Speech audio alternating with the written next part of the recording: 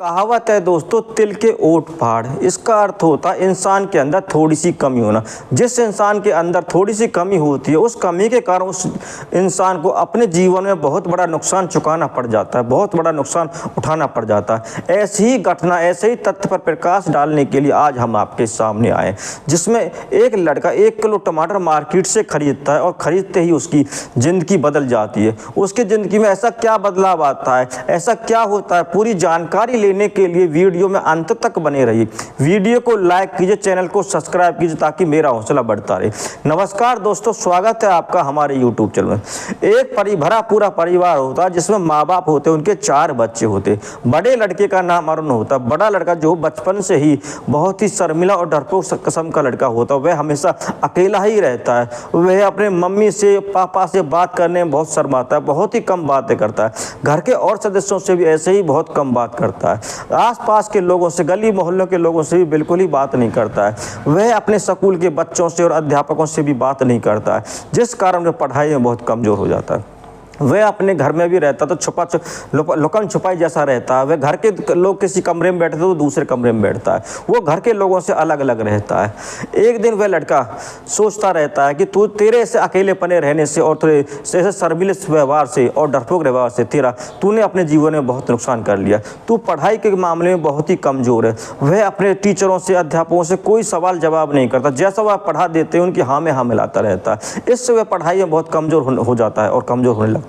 ऐसा नहीं है वो पढ़ने में बहुत कमज़ोर होता है, उसमें दिमाग नहीं है, लेकिन वो शर्मीलेपन के कारण वो बहुत ही कमज़ोर होता है। एक दिन वह सारे ऐसे सोचता रहता है कि भगवान तुझे मुझे कैसी ज़िंदगी दी है। मैं इतना डरपोक हूँ, इतना शर्मीला हूँ, किसी से कोई बात नहीं करता, यहाँ तक कि मैं अपने दोस्तों तक की बात नहीं करता। मुझे ऐसा लगता है कि अगर मैं किसी को कोई जवाब दूंगा, किसी को उल्टा जवाब दूंगा, किसी से कोई बात करूँगा तो उसे मेरी बात का बुरा ना लग जाए, इसलिए मैं किसी से बात नहीं करता और मैं किसी के दिल को दुखाना नहीं चाहता। इस तरह वह सोचता रहता है और सोचता है कि भगवान इससे अच्छा तो तू मुझे उठा ले, मैं अपनी ज़िंदगी को ही ख़त्म करूँ, मैं खुदकुशी कर लूँ, मैं आत्महत्या कर लूँ। इस तरह के विचार अपने मन में लाता रहता है। लेकिन इस तरह के विचार करने से पहले वह कहता है कि एक बार मैं भगवान के मंदिर में भगवान के दर्शन करूँगा और भगवान से अपनी शिकायत और अपने विलाप जरूर करूँगा। वह गाँव के एक मंदिर में जाता है। वहाँ जाके वह मंदिर में भगवान के चरणों में शीश झुकाता है और प्रणाम करता है। फिर भगवान से अपनी शिकायत और विलाप करता है कि भगवान तुमने मुझे कैसी ज़िंदगी दी है, मुझे इतना शर्मिला क्यों बना दिया, मैं किसी के सामने कोई बात नहीं कर पाता हूँ। मैं यहाँ तक कि लोग अपने माँ बाप के सामने तो बहुत अच्छे से खुलकर बात करते, मैं अपने माँ बाप से भी खुलकर बात नहीं कर पाता हूँ। आस पड़ोस की तो बात ही अलग है और मुझे आपने इस तरह का जीवन दे दिया। मैं इस तरह के शर्मीले होने के कारण मैं बहुत ही पढ़ाई में पीछे रह गया, मैं बहुत ही कमज़ोर होता जा रहा हूँ और मेरा जीवन खराब होता जा रहा है। इससे अच्छा तो भगवान मैं अपनी खुदकुशी कर लूँ, अपने जीवन की लीला ही खत्म कर दूँ। अब उस लड़के की यह बात उस मंदिर का पुजारी सुनता रहता है। वह पुजारी जब उस लड़के की यह बात सुनता है तो वह कहता है, बेटा आत्महत्या करना, खुदकुशी करना बहुत बड़ा पाप है। जो लोग अपने जीवन को अपने आप खत्म करते हैं, उनके जीवन की जो आत्मा होती है वो उनको ठिकाना नहीं मिलता और वो इधर उधर भटकते रहते हैं। इसलिए भगवान अपनी मर्जी से ही जब को बुलाता है जब ही जाना चाहिए, खुदकुशी के बारे में सोचना नहीं चाहिए। वह लड़के को अपने पास बुलाता है। वह लड़का पुजारी को बुलाने पर उसे हिचकिचाता है और उसके पास जाने में शर्माता है, लेकिन पुजारी उसका हाथ पकड़ के अपने पास खींच लेता है और कहता, बेटा मुझे तुम अपनी परेशानी बताओ, शायद मैं तुम्हारी कोई मदद कर सकूँ, तुम्हारी इस तरह की परेशानी से तुम्हारा छुटकारा दिला सकूँ। तो वह बहुत शर्माता और कहता है, बाबा मैं बहुत ही शर्माता हूँ, मैं किसी से कुछ बात नहीं करता, यहाँ तक कि मैं अपने माँ बाप से भी बात करने में बहुत शर्माता हूँ और मैं इस शर्माने की वजह से मुझे अपने जीवन बहुत ही दयनीय और दुखी दिखाई देता। मेरी ज़िंदगी में कोई सुखी नहीं, सभी दुखी शर्माने के कारण। तो वह कहता है, बेटा मैं जैसा मैं कहूँगा वैसा तुम करोगे तो शायद तुम्हारा ये शर्माना ख़त्म हो जाए। वह कहता है, ठीक है बाबा, जैसा आप कहोगे मैं ऐसा करूँगा। तो पुजारी बाबा उससे बोलते, बेटा तुम अपने घर जाओ, अपने पिताजी से कुछ पैसे मांगो और उनसे कहो कि मुझे कुछ काम स्टार्ट करना है, काम शुरू करना है। तो वह लड़का अपने पिता के पास जाता है, पिता के पास खड़ा हो जाता है और उसका पिता एक कमरे में कुर्सी पर बैठकर अखबार पढ़ता रहता है और वह अपने बेटे को घूर घूर कर देखता कि ये मेरे पास क्यों खड़ा है, ऐसा खड़ा तो होता नहीं है। तो जब काफ़ी देर हो जाती है तो बेटा अपने पिता से कुछ नहीं बोलता, तो पिता ही कहता है, हाँ बेटे कैसे खड़े हो, बताओ क्या बात है। तो वह अरुण कहता है कि पिताजी मुझे आपसे कुछ पैसे चाहिए, मुझे कुछ काम शुरू करना है। तो उसके पिता बोलते हैं, तुम्हें कितने पैसे चाहिए? तो वह कहता, जितने आपके पास हो सारे दे दीजिए। तो वह उसका पिता कुर्सी से उठता है, कमरे में अलमारी खोलता है और वहाँ से 20,000 रुपये निकाल कर अपने बेटे को दे देता है और वह 20,000 रुपये लेकर वह बेटा वहीं खड़ा खड़ा सोचता है कि तुम्हारे पिता को तुम पर कितना विश्वास है, उन्होंने तुम्हें 20,000 रुपये तुम्हारे हाथों में दे दिया, तुमसे एक बार भी ये नहीं पूछा तुम इतने सारे पैसों का करोगे क्या। तो वह वहाँ से आ जाता है और पुजारी बाबा से बोलता है, बाबा ये लो मैं पैसे ले आया।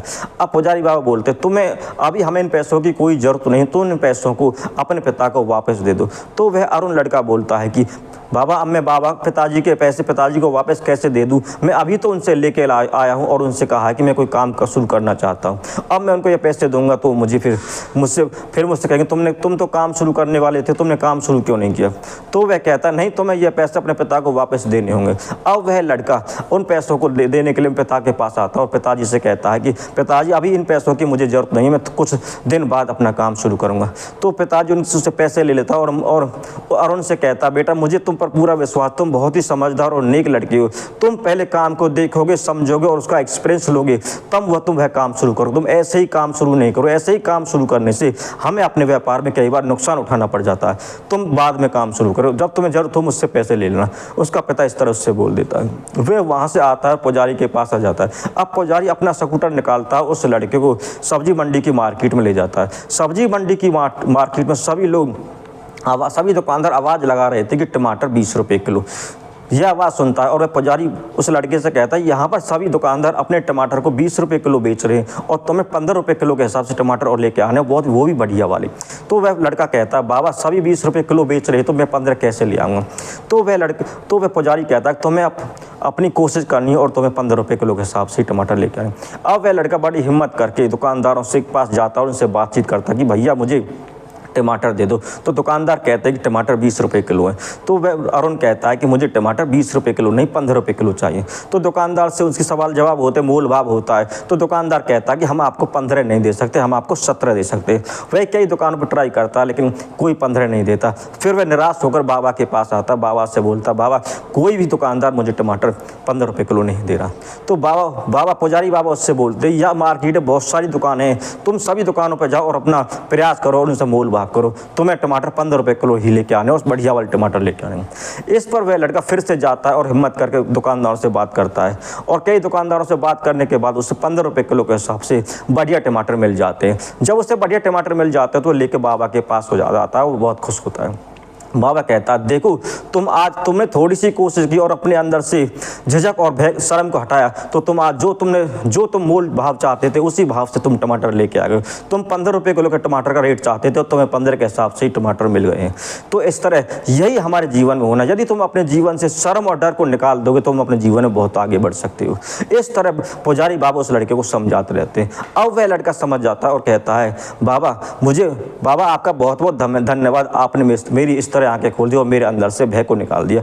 अब मैं अपने जीवन में इसी तरह लोगों के सामने अपने मन के विचारों को रखूंगा और लोगों से शर्माऊंगा नहीं, उनसे डर पाऊंगा, उनसे जो भी बात कहने बेझिझक के बोलूंगा और उनके बातों को सुनूंगा और उनकी बातों पर अमल करूंगा।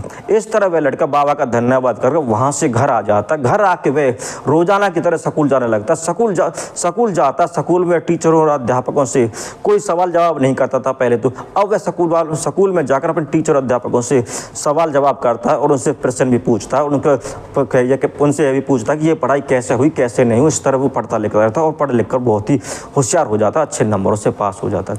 जब वह लड़का बड़ा हो जाता है, बड़े होकर वह बहुत ही बड़ी मल्टीनेशनल कंपनी में ऊंचे पद पर नौकरी लग जाता है और बहुत सारा पैसा कमाने लगता है। जब वह बहुत सारा पैसा कमा लेता है तो उसे एक दिन बाबा की याद आती है। वह अपनी वहाँ से गाड़ी उठाता है, गाड़ी में घर का बहुत सारा सामान भर के उसी मंदिर पर आ जाता है जहाँ पर वो पुजारी बाबा रहा करते थे। अब वहाँ पर कोई दूसरे पुजारी बाबा आ गए थे। वह उन पुजारी बाबा से पूछता है कि वो फलाने पुजारी बाबा कहाँ रहते हैं और उनके घर का एड्रेस पूछता है। तो नया पुजारी बाबा जो मंदिर में होता है वो उससे पुराने पुजारी बाबा के घर का पता बता देता। अब वह वहाँ आता है और वह देखता है कि पुजारी बाबा खाट में लेटे हुए हैं, बहुत ही बीमार है। वह वहाँ जाके उनके चरणों को छूता है और उनसे आशीर्वाद लेता है और कहता है बाबा क्या आपने मुझे पहचाना। तो बाबा बोलते हैं कि मैंने बेटा तुम्हें नहीं पहचाना। तो वह कहता बेटा वह कहता है बाबा मैं वही लड़का हूँ जिसकी आपने 1 किलो टमाटर मार्केट से खरीदवाए थे और उससे मेरी ज़िंदगी बदल गई थी। तो वह बाबा उससे पहचान जाते हैं और वह बाबा से पास बैठता है, उनसे हाल चाल पूछता है और उनसे पूछता है कि आपकी ऐसी हालत कैसे हुई, आपके घर में आपके पत्नी और आपके बच्चे नहीं हैं। तो वह बाबा कहता मेरी पत्नी का देहांत 8-10 साल पहले हो गया और मेरा जो बेटा है वो विदेश में रहता, वो मेरे पास आता नहीं, मेरी खबर नहीं लेता और मुझे यहाँ अपने पास नहीं ले जाता है, वो इस तरह कहता। तो वो इस तरह बात सुनता है तो अरुण कहता है बाबा आज से आप मेरे पास रहोगे, मेरे घर में रहोगे। वह बाबा को अपने साथ ले जाने के लिए जिद करता है, लेकिन बाबा कहते हैं मैं यहीं रहूँ, यहीं ठीक हूँ, मैं अपना देखभाल खुद कर लूँगा, तुम्हें मेरे लिए चिंता करने की कोई ज़रूरत नहीं। इस तरह वह बाबा अरुण से कहता है, लेकिन अरुण उसकी एक नहीं मानता और बाबा को अपने साथ अपने घर ले आता। घर आके वह अपनी पत्नी से कहता है कि तुम्हें मेरे इस बाबा की रक्षा, बाबा की देखभाल भी इस तरह करनी है जैसे तुम मेरे माँ बाप की करती हो। ये मेरे माँ बाप के समान ही, आज इन्होंने इनके दिखाए हुए रास्ते से आज मैं जो कुछ भी हूँ मैं इनकी वजह से हूँ, वरना ये ना होते तो आज मैं जीवन में बहुत पहले सब कुछ और कर लेता और मैं अपने जीवन को ख़त्म कर लेता। इस तरह की बातें वो करता है। तो इस कहानी में हम आपसे यही बात फिर से वही कहावत दोहराते हैं, तिल की ओट पहाड़, जिसका अर्थ होता है अगर इंसान में थोड़ी सी कमी है तो वह अपने उसका जीवन में बहुत ही नुकसान उठा लेता है। जैसा उस लड़के ने उठाया था, उस लड़के को उसके लड़के के मन में शर्म होती है, शर्म के कारण वह अपनी ज़िंदगी में बहुत बड़ा नुकसान उठा लेता है। जब उसके अंदर से शर्म निकल जाती है वो बहुत बड़े मुकाम पर पहुँच जाता है, बहुत बड़ा आदमी बन जाता है। ऐसे ही हमें अपने जीवन में शर्म और डर को बिल्कुल निकाल देना चाहिए। हमें लोगों के सामने निर्भीक होकर और अपनी बात को सामने रखना चाहिए, अपने विचारों को लोगों से कहना चाहिए, तभी तो लोगों को पता लगेगा कि हमारे अंदर कौन से विचार है और उनके अंदर कौन से विचार है। यदि हम उनके विचार सुनते रहेंगे और उनके सामने कुछ ना कहेंगे तो वो हमारे ऊपर हावी हो जाएंगे और हमारा जीवन पतन की ओर चलने लगा। तो ऐसा ही हमारे गली, हमारे समाज में, मोहल्ले में, हमारे जनता में ऐसे ही लोग होते हैं जो अपने मन की बात को मन में रखते और मन के विचारों को मन में रखते और अपने बाहर नहीं निकालते और सामने वाले उनका फ़ायदा उठाते रहते हैं और उनके मनमानी उनसे करा रहते हैं। तो हमें अपने मन के विचार को बाहर निकालना चाहिए, लोगों तक बोलना चाहिए, अपने डर और भय को और शर्म को बिल्कुल अलग खुंटी पर टांग दें, वो कहते हैं उसको खुंटी पर टांग देना चाहिए। वो हमारे समाज में कहा होता है जिसने की शर्म उसके फूटे कर्म। तो हमें शर्म बिल्कुल नहीं करना चाहिए। अगर हम शर्म करेंगे तो हमारे कर्म फूट जाएंगे। इस तरह की कहानी हम आपके सामने लाते रहते हैं। अगर इस तरह की कहानी आपको हमारी कैसी लगती है हमें कमेंट करके ज़रूर बताइएगा।